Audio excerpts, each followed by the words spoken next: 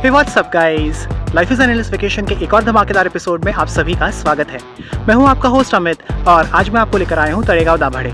यहां बहुत सारे ऐसे लोकेशंस हैं जो काफ़ी अंडररेटेड है। इमेजिन इट्स पीक समर, मैं दोपहर के 12 बजे इस लेक के पास हूं और बहुत प्लेजेंट है यहाँ पर। बहुत अच्छी ठंडी ठंडी हवा चल रही है यहाँ पे and I am loving it. यहाँ का वेदर इतना प्लेजेंट है कि ये कहने का मन कर रहा है हीट वेव वो क्या होती है। तो तळेगाव को अच्छे से एक्सप्लोर करने के लिए सब्सक्राइब कीजिए life is an endless vacation को और बने रहे आखिर तक मेरे साथ इस वीडियो में।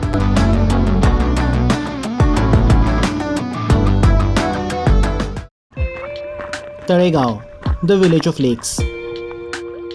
यहाँ है बहुत सारी लेक्स जिन्हें मराठी में तळे कहते हैं। तळे का गांव, इसलिए इस जगह को तळेगाव नाम दिया गया।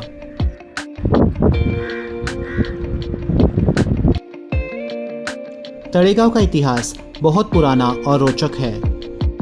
मराठा साम्राज्य के समय से ही ये एक महत्वपूर्ण स्थान रहा है।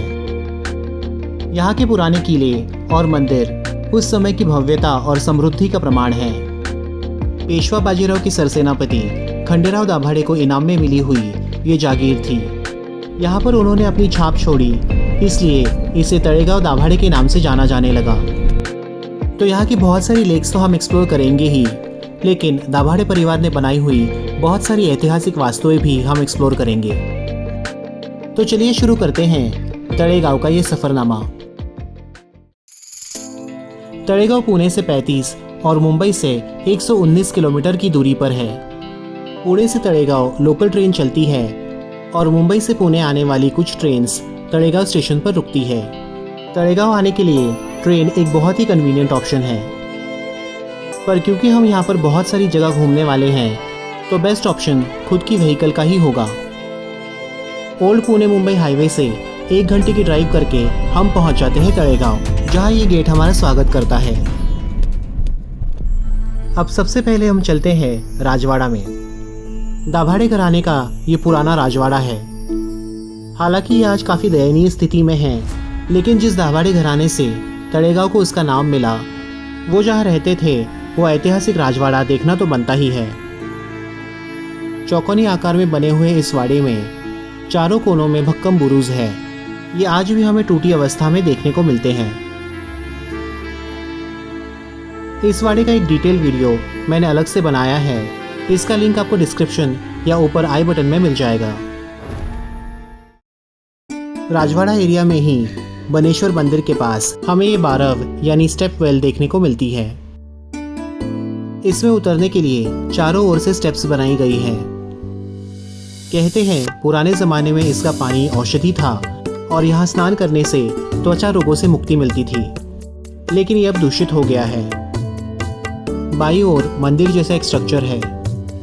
पहले शायद यहाँ भगवान की प्रतिमा या शिवलिंग हुआ करता था। यहाँ से बनेश्वर मंदिर का हमें एक अलग नज़ारा देखने को मिलता है।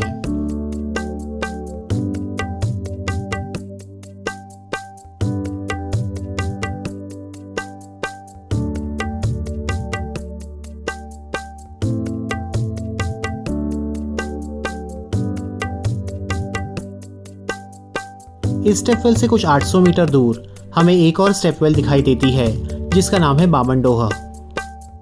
ये शिवलिंग के आकार में बनाई गई है और यही इसकी खासियत है। इससे पहले जो हमने स्टेपवेल देखी वो सर्वसामान्य जनों के लिए थी, लेकिन ये स्टेपवेल स्पेशली ब्राह्मणों के लिए बनाई गई थी, इसलिए इसका नाम बामनडोह रखा गया।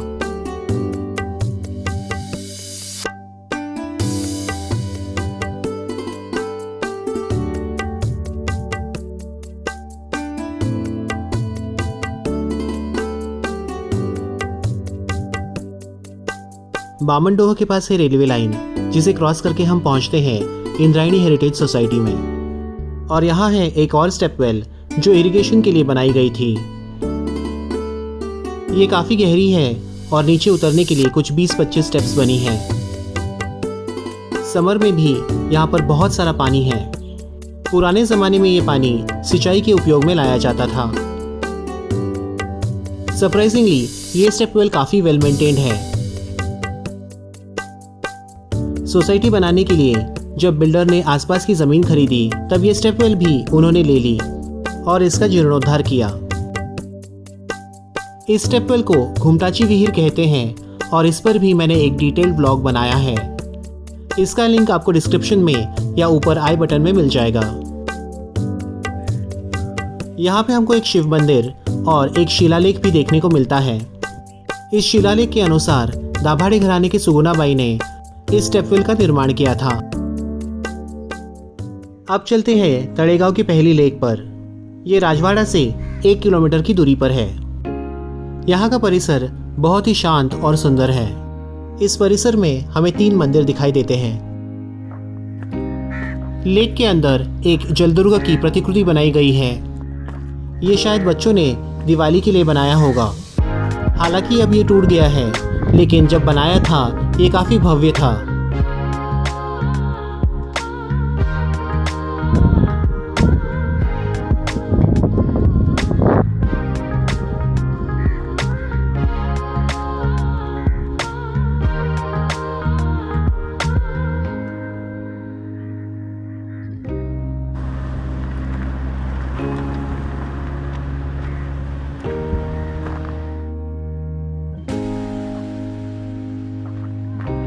अब चलते हैं तड़ेगांव लेक पर।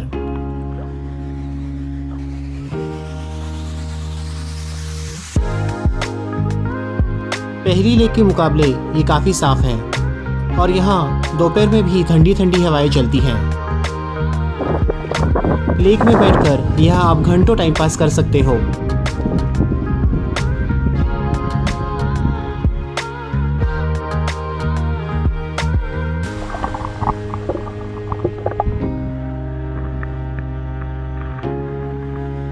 शाम को यहाँ बोटिंग का भी मजा आप ले सकते हो।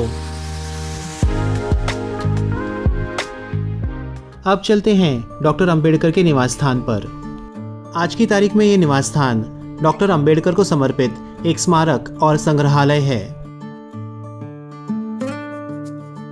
ये स्मारक डॉक्टर अंबेडकर के जीवन और योगदान को याद करने के लिए स्थापित किया गया था।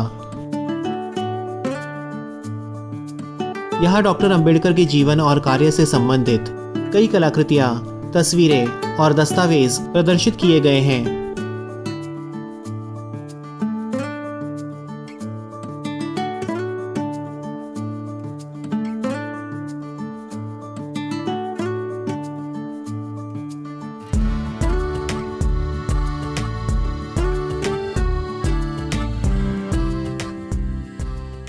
अब हम चलते हैं तड़ेगांव चाकण रोड पर इंदुरी किला देखने। सरदार खांडेराव दाभाडे ने बनाया हुआ ये एक भक्कम भुईकोट किला है और कई रहस्यों का भंडार भी। इस किले के प्रवेश द्वार से प्रेरित होकर ही बाजीराव पेशवा ने शनिवार वाड़ा का प्रवेश द्वार बनवाया था। इस किले में है कई गुप्त सुरंगें और खुफिया कमरे। प्रवेश द्वार के ऊपर बना हुआ ये लंबा सा पैसेज भी कोई आकर्षण से कम नहीं। यहाँ का अंबार खाना बहुत ही बड़ा और भव्य है। इस किले पर भी मैंने एक डिटेल ब्लॉग बनाया है। इसका लिंक आपको डिस्क्रिप्शन या ऊपर आई बटन में मिल जाएगा। इस किले के रहस्य जानने के लिए वो ब्लॉग जरूर देखें।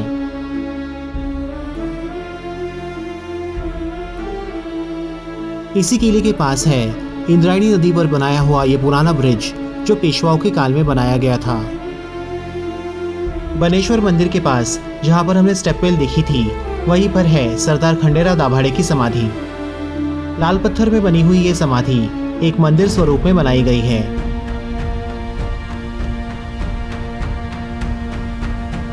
समाधि में शिवलिंग स्थापित है और चबूतरे पर सुंदर नक्काशी की गई है।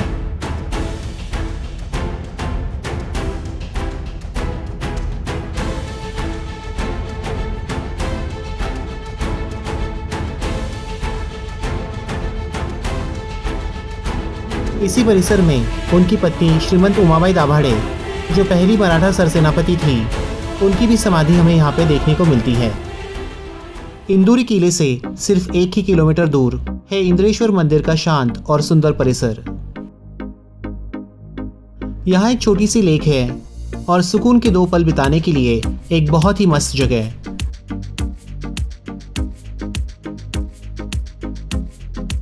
लेकिन आज की शाम हम बिताएंगे जाधववाड़ी डैम पर, जहाँ पर डैम के गेट का गियर मैकेनिज्म है। वहाँ तक चल के जाने के लिए एक ब्रिज बना हुआ है। जब हम इस पर चलते हैं तो ये हिलता है और इस पर चलने का अपना अलग ही मज़ा है।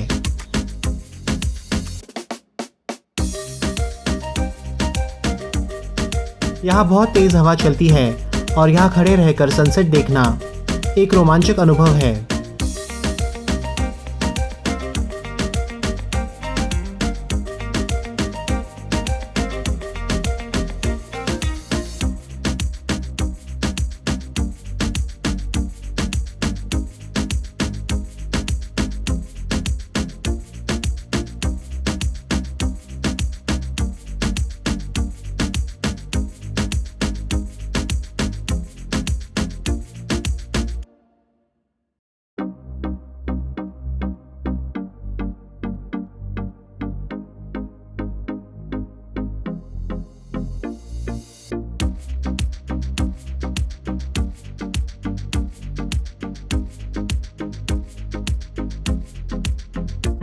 So it was a great chill out day for me at Taregaon today.